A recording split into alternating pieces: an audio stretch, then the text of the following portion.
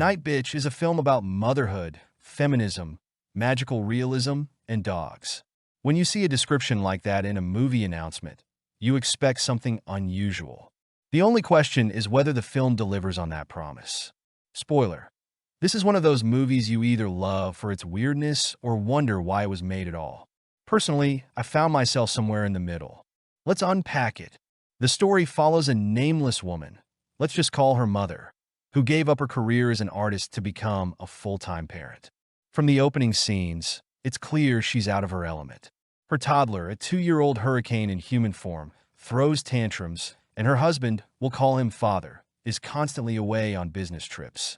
The family looks like they were plucked from a random stock photo: a red-haired mother, a blonde child, and a brunette father. Clearly, the director didn't let genetics get in the way of casting. Things really get interesting when the protagonist starts feeling like she's turning into a dog. Yes, literally. This isn't just dog tired from exhaustion, but actual teeth, claws, and a sudden urge to howl at the moon. At one point, she declares, "I'm Nightbitch."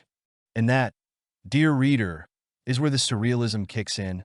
Marielle Heller, known for Diary of a Teenage Girl and Can You Ever Forgive Me, once again showcases her ambition. Her take on magical realism is like adding a dash of mysticism to a cup of drip coffee. While the premise is intriguing, the execution raises questions. For instance, why does the story lean so heavily into the magical elements while sidelining the crucial dynamics between the characters? At times, the direction feels overly simplified, as if the film were made for the book talk crowd, where feelings matter more than logic.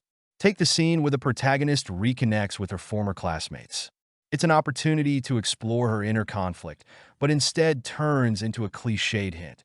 Everyone else's life turned out great, but hers didn't.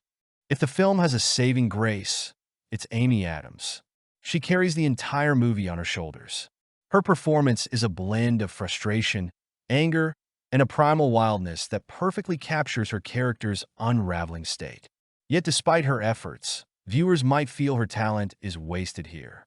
It's like Mozart composing a jingle for a chip commercial. Instead of shining in a serious dramatic role, Adams is stuck quite literally turning into a dog. The supporting cast does a decent job, though none stand out.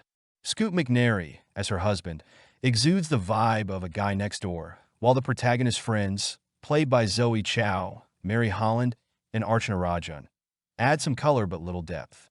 The script hinges on the metaphor of motherhood as a primal, animalistic experience where women sacrifice their identity for their children. The problem is that this message is delivered with the subtlety of a sledgehammer. The scene where the protagonist proclaims, "I'm Nightbitch," feels more like parody than drama. The film is also brimming with symbolism, though much of it feels heavy-handed.